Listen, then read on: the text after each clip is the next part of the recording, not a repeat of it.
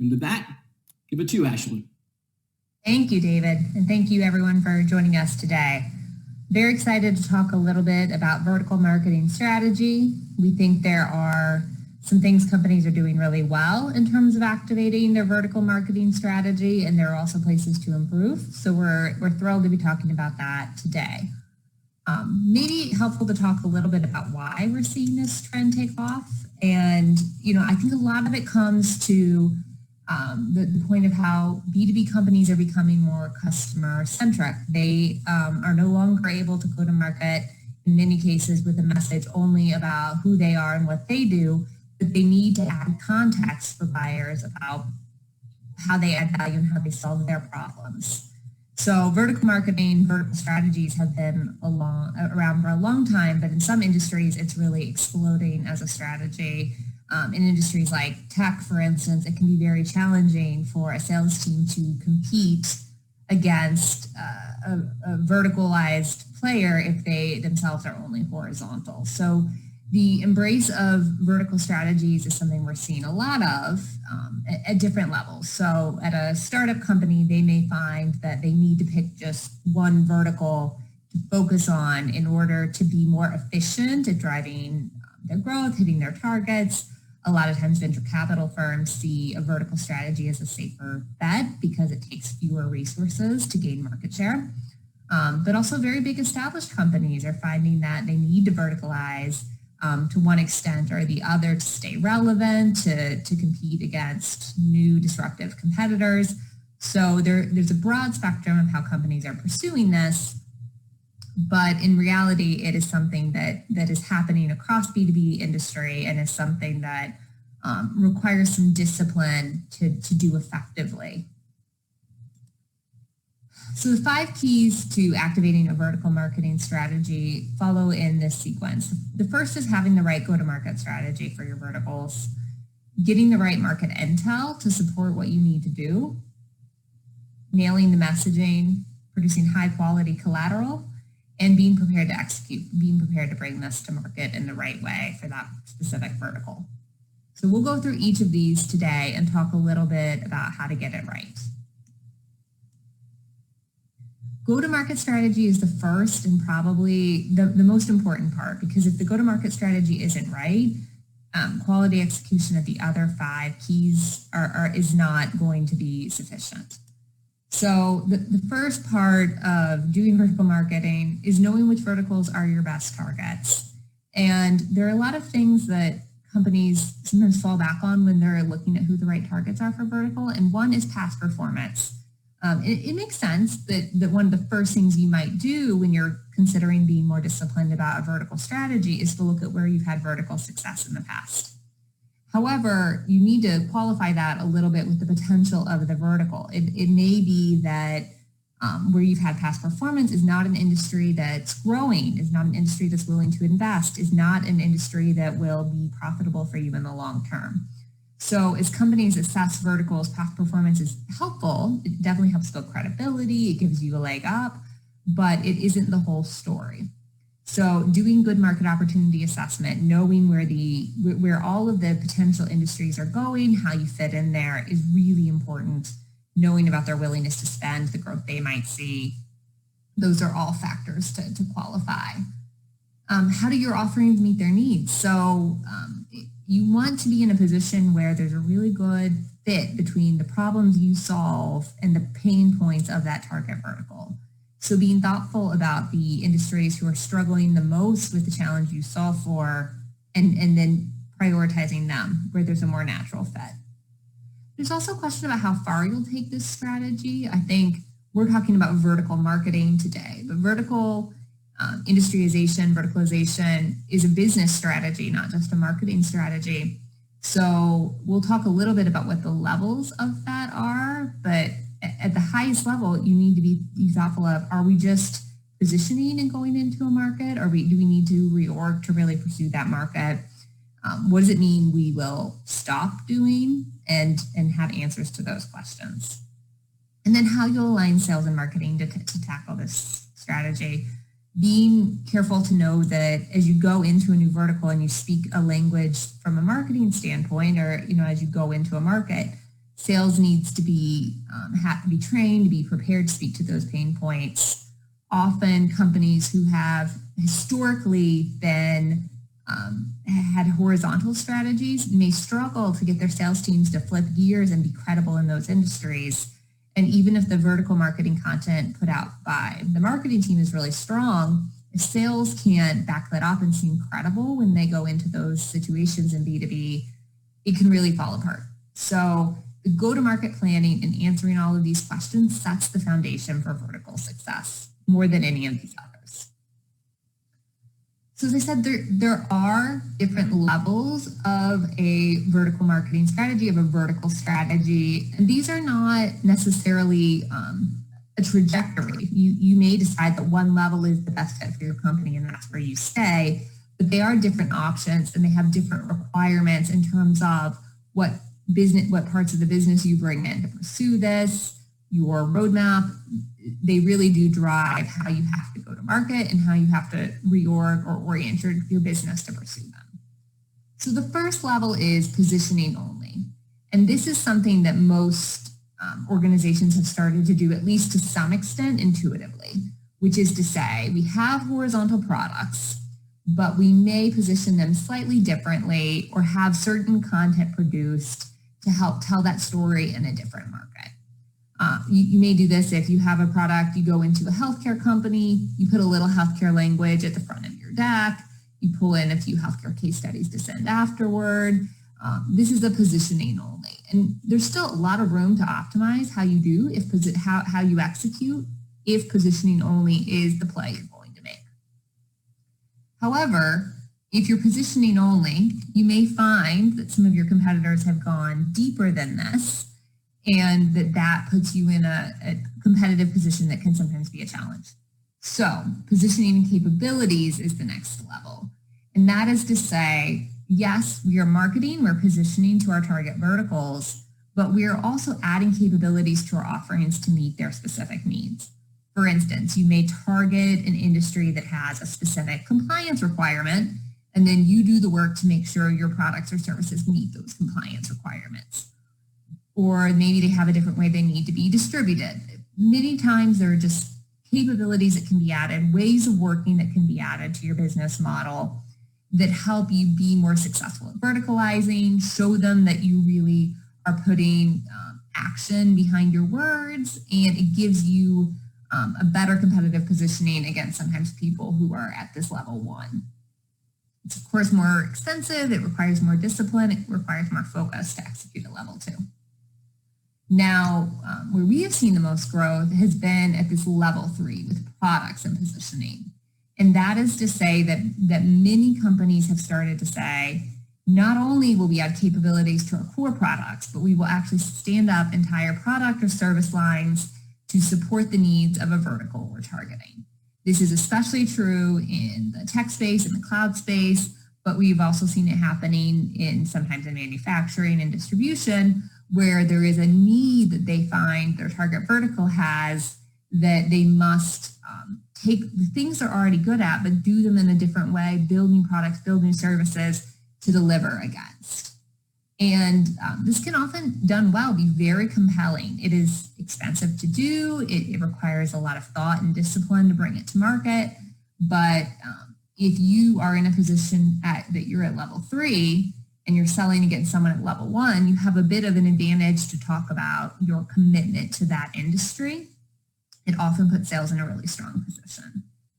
So not one of these is better or worse than the other, depending on your strategy. But it is incumbent to be thoughtful about what the right answer is here, how far you're going to go. And you may find that you choose different levels for different verticals. We certainly have clients who are all the way at level three for a couple of industries that are hot priorities, and but yet have some that where they're only positioning the same horizontal products. That is fine, but knowing the mix and being thoughtful about the mix is useful and important. So once that go-to-market strategy is set, you know who you're targeting, you know what you're targeting them with. Intel gathering is important, and it really is important before and after and throughout the entire process. So part of that is industry intel. And it may seem quite obvious that if you're going into an industry, you need to be sure you understand it at a deeper level than often companies do from the outset. And also competitive intel. You may know your competitors really well, but different competitors emerge in different verticals. Different competitors have different plays in different verticals. So your competitive intel practice must be broad enough to be industry specific as well. So on the industry side, it is truly about knowing the language they speak, what challenges they face, how they solve for them, to figure out where you fit in. We find that companies, organizations need to know the industry really deeply and not just make assumptions or read Deloitte articles, but bring in expertise and find out how they fit in with that industry's perspective. Because it can look very different. I think when you think about a company's strategy and how they market, let's say an HR product, well, the labor challenges, the HR challenges facing one industry can be drastically different than another industry. How they even refer to their employees can be very different industry to industry. So getting that language, getting that insight helps you create a foundation for marketing and for sales to be able to activate and be credible when you do it. The competitive intel is also very important, and it can happen at the front end as you're defining the go-to-market strategy, and it can also be important to drive everything else. So you may find that a competitor that is weak, maybe across your mix, has certain pockets of strength driven by their own vertical strategy. So knowing the way you've always pitched against that competitor may need to differ a bit given in this specific industry. They may seem highly credible, or a part of their product or service may have really good market penetration, and you need to know that. You need to be prepared to counter that and know the competitive mix on a industry to industry level. There's a lot of ways to get this research. Many of this you probably already execute. Online and database research is a good way to start, but even better is actually talking to the people who work and live in this industry, customers, prospects, even just industry associations. Getting immersed in their world is helpful. One thing we see a lot of is strategic hires. A really good vertical marketing strategy is often accompanied by the hire of somebody who has dedicated their life to that industry and can help lead you through it because they have the knowledge, the expertise, and the relationships to bring to bear. External consulting firms can also help with that as well, of course.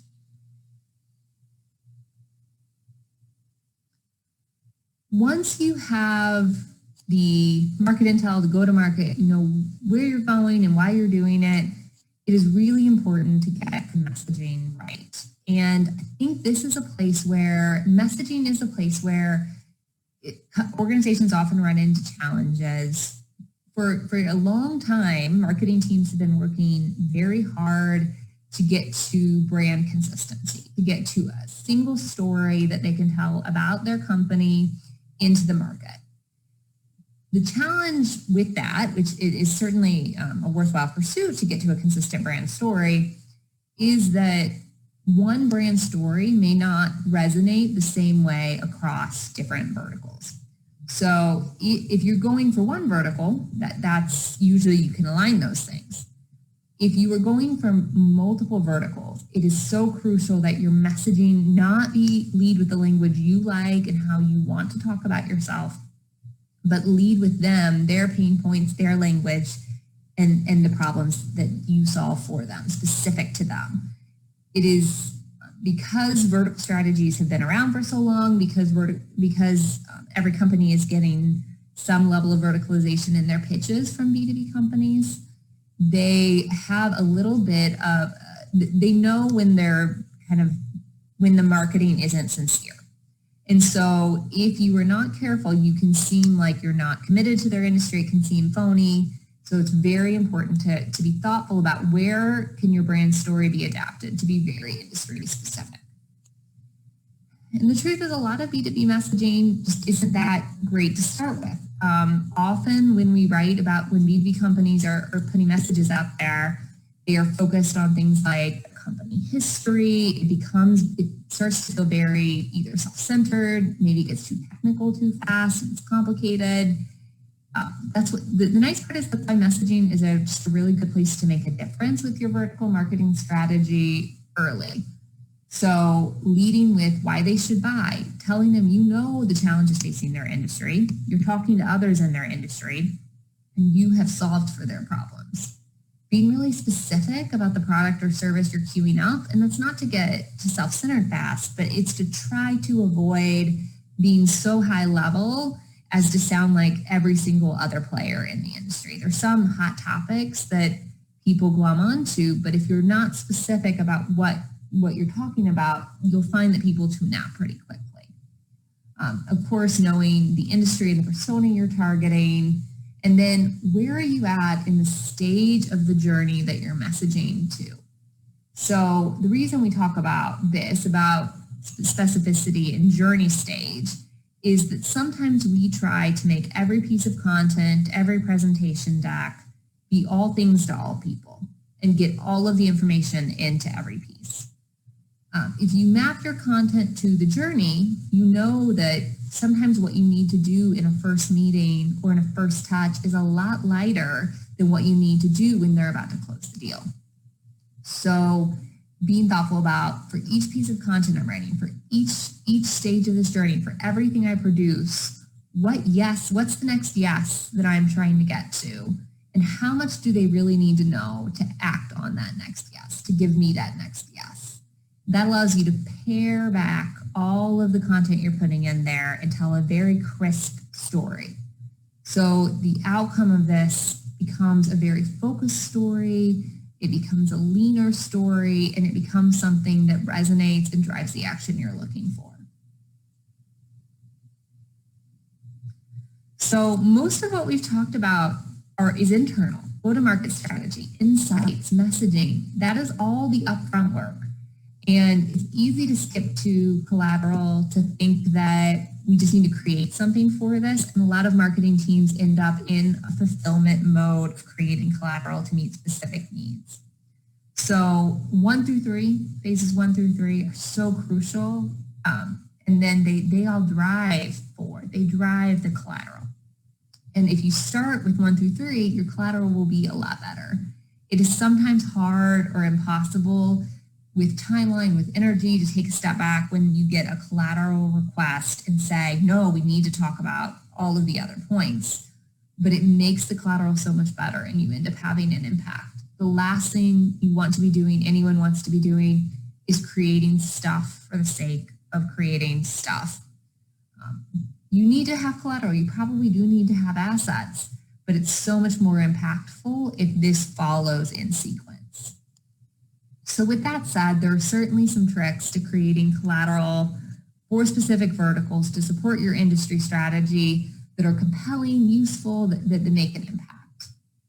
And we like to talk about a 3-step process just for the collateral phase. So the first is at strategize.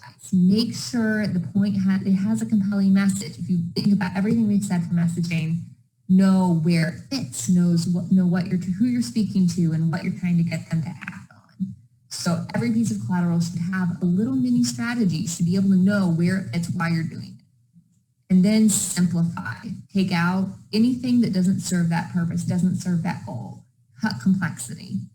Leave only the content that helps you land to your point. Now, one of the things with simplify in industry that can be a little bit of a challenge is people are trained to want to remove jargon, and that's good. We should be trained to remove jargon, but we shouldn't take the voice of a piece to such a simple level that it no longer feels industry relevant. So thinking about being simple while also being industry relevant, using the terms, using the phrases that will resonate with that particular industry makes a big difference. When you read the piece, it should be very evident to you who you're speaking for, what industry you're speaking for, even if you didn't know that. And then the last phase about creating good collateral, creating collateral that will serve your vertical marketing strategy, is something we call sell it. And that's just to say, and I think we as marketers intuitively know this, Your content needs to be impressive. It needs to have an impact, not even just the words on the page, but the look and feel of it. When we get in a production mindset and we're just churning and creating content, we often sacrifice number 3 here. We start to just create content that's good enough or ready to go or ship it. And while we definitely do want to execute, we also need the content to serve the purpose and not hinder it. So making sure you're very happy with the presentation of the material, making sure it has a little style, a little flair in a way that's relevant is very useful in impacting your strategy. We often say focus on fewer, better assets. Do the minimum bill of materials to serve your strategy and do them all really, really well. And this can be a hard mindset shift for marketing teams, especially if your historic value has been noted on how much you produce, how much you get done. But in terms of efficiency of time, efficiency of budget, and creating the best possible content, it really helps to do fewer, better things. So another thing with collateral is to know that, and this is where there's a sales and marketing alignment step. Sales collateral can often become a crutch for the sales team. It can be a replacement in an industry strategy. Sales collateral can become a replacement for sales education, for sales actually understanding the industry they're pursuing and being able to speak their language. And that can really drive that production mindset of creating more, because sales is using the collateral, using the content to have something to send, to fill a gap for a conversation they don't feel comfortable driving. So it's important to right size that, to say, we need to get the content that sales needs that will support our goals, but we also need to not have so much content that either it's overwhelming for them, for sales to decide what to use, or that sales is sending each prospect so many things that it's like a data dump that doesn't give the view to that prospect that you have your act together and you know what you're doing. So when it comes to collateral, again, it's fewer things, the right things, and making sure sales knows how to use them. There are a lot of watch outs for this. To make sure that as you are giving sales this content, or as you're yourself putting the content out in the market, that you're prioritizing actually listening and connecting with the prospect, that these are tools to help drive a two-way conversation, but it's not that you're preparing so much content that you're just assuming the prospect will do the work of reading it and deciding on their own that you're the right choice. Also, there can be in a vertical strategy a desire to kind of customize and create content for every single need, and it's important to zoom back and be strategic about that. If you're looking for a case study for a specific product in a specific industry and you don't really have anything, it is truly sometimes better to send nothing than to send something that seems poor or weak. This is especially true in industry marketing where they may, especially if it's an industry you don't have a long history in, they may not believe you if you're sending them content from another industry, if you're sending case studies in another industry. It is better to try to work around and figure out how not to have to send a case study than it is to send them a bunch of case studies from an irrelevant industry that will trigger for them to say, that will actually trigger a concern based on what you sent instead of trigger action based on what you sent. So it's helpful to try to limit these behaviors and to think about your entire content journey, sales content, marketing content, all with a strategic lens and make sure it's all serving a purpose. So we sometimes get the question of, okay, well then what should I be creating? And certainly true that despite the fact that I said do the bare minimum, a bill of materials that's better, there are a lot of pieces of content to create to do a vertical marketing strategy well. So there is those internal assets. I won't read this whole list to you, but I will say things like battle cards. Battle cards help capture the intel that you collected in phase 2 and package it up for sales in a way that's really easy for them to understand.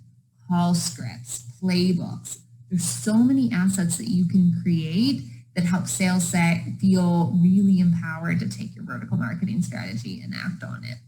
In the absence of those sales resources, if they have not historically been verticalized, if they don't have vertical as something that drives their compensation, it's very likely that they'll default into the old horizontal story. So there are some really important internal collateral assets to create to support that strategy.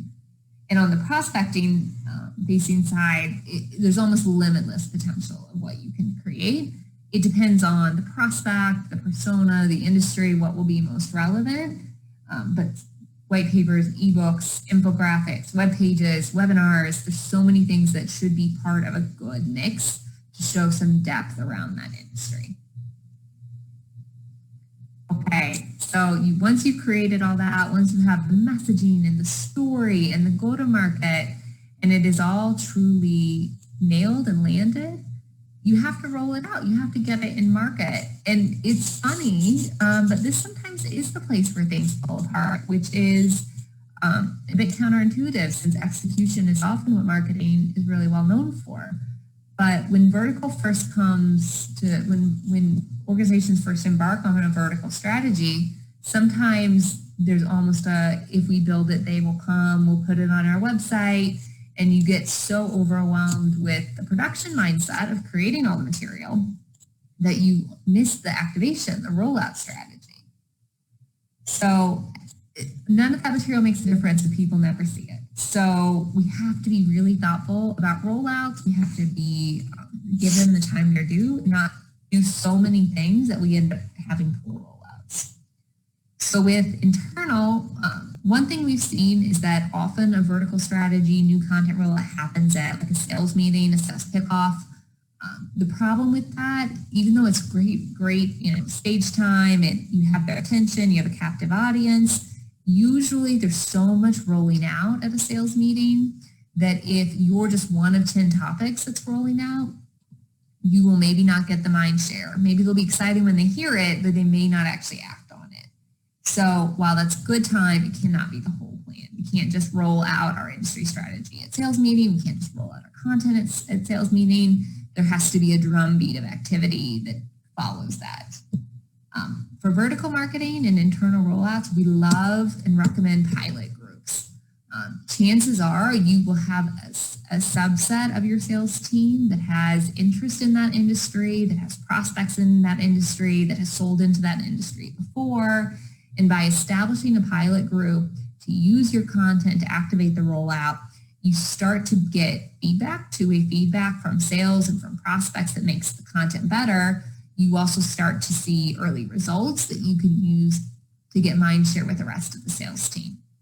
If a couple sales teams have been if a couple sales leaders have been using your content, it's working well, they're having success in that industry, then maybe that helps get a little bit of comfort for other sales teams to believe in the strategy, to believe in the impact of the content and start using it. And then we talked a little bit about two-way communication, but sales will be some of the first lines of defense who will hear input on your messaging.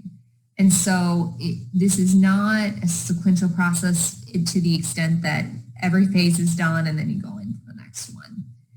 You may have a suspicion about how you have to pitch competitively in a specific industry, but when sales starts going in and trying it out, they hear something different. They hear feedback. They find that a point doesn't land the way you thought it would. It is exceptionally helpful for you to plan for that two-way communication when sales is using your content, when sales is having conversations in that industry and they're doing run-throughs of that messaging, to gather that input and use to constantly refine. So that's the internal rollout. And in B2B, the internal rollout is often key because B2B salespeople still have a lot of power in communicating with the prospects. But it's not the whole story. There is an external rollout. There is a marketing rollout that needs to happen. And here we talk about meet them where they are. This is obvious, but it doesn't just go on your website. It needs to go at the places where those industry players show up. You have to do a lot of credibility building. So even things that feel like maybe not the best lead sources or not the things you would choose right away. If there are some publications that have or newsletters, events that have a captive audience of the people you're trying to reach. Being present there, having you show up there will help build that credibility of saying, yes, our company has committed to that industry in the minds of those prospects. And then with that, stories are critical. Being able to, as soon as you get that first case study, that first prospect in that industry, or even if you have a historic one, being able to tell the story of how you've had an impact for that prospect, how you have made a difference for them, how your solution has come to bear for them, it will help you have credibility in that industry. It will help you go on to the next thing. Even if they have only used you for a sliver of the full potential, the stories help a lot. So that is what I had to say about the 5 keys to vertical marketing strategy. This is something that we believe, we just have a lot of passion for this. We see it as a way to really realize the potential of being customer focused in a B2B climate, and it is something that we've seen for our clients really pay off and make a huge difference in terms of being able to seize market share. So greatly appreciate the time to share this with you today, and I'm happy to take any questions, and I could chat about this all day. So any thoughts you have or questions you have, I'm happy to answer. Ashlyn, yes, there are a few questions. First one is, how do you recommend organizations pick which vertical to go after? Is it better to focus on just one? Yeah, that's a great question. And so it depends a little bit on the company maturity. I would say for startup organizations, it is a lot easier to secure VC funding. It is a lot easier to focus your resources if you have one industry focus. However, I think that is not something I would normally recommend for a more mature company, because likely you are limiting yourself and introducing some risk of disruption. So just take, for example, what we've all been living through with the global pandemic. Certain industries were disrupted, very quickly that maybe weren't expected or weren't on that trajectory. Disruption can happen really fast. And if you have focused only on one industry, there can be factors outside of your control that completely destroy your business and your potential for a year or longer. If you had reoriented your entire business to focus on the travel and hospitality business, last year would have been a nightmare for you. So some level of diversification is useful for more mature companies. Okay, next question is, what if our team only has responsibility for some of these things like content and rollout, but the others aren't being done well?